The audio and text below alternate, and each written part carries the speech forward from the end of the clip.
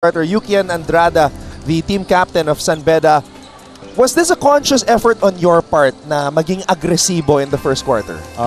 Yes, kasi sinabihan din ako sa training sa amin nila coach, yung mga coaches ko na itong team ng San Sebastian is they're tagging on their big man. So most likely yung mga skip passes namin yung libre. So ayun, nag-aantay lang ako ng opportunity na ibigay sa akin ng point guard or yung mga shooting guards namin, which is nangyari naman on the first quarter. And yun nga, just hit my shots and ayun, na-feel ko na I kept going. Okay, and syempre comment natin yung scouting team ng San Beda kasi napakaganda ng pagkakabasa nila doon sa klase ng laro na binibigay ng San Sebastian which led them winning this game. And syempre napakaganda ng nilaro nitong ni Yukian. And Yukian, matanong ko lang din sa'yo, hindi nakapaglaro si Nigel. Anong naging pinaka napag-usapan ninyo in terms of, syempre si Sahonia ang ginawang first group ngayon. Ano yung mga pinaka main adjustment na ginawa ninyo?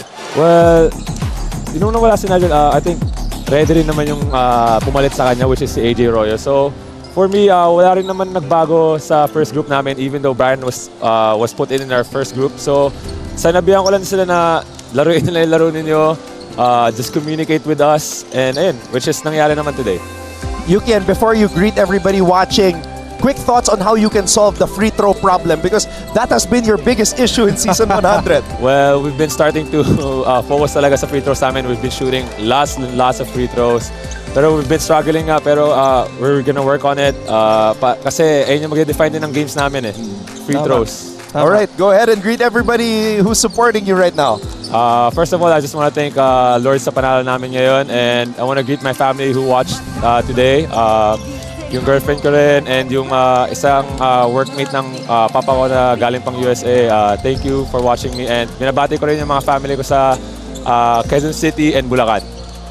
Well, there you have it. Binabati ka namin, Yuts. Yes. Big double-double performance, 21 points. 11 rebounds for Yukian Andrada. Congratulations on the win, Yukian. And we'll see you in the succeeding games as San Beda University will try to defend their championship here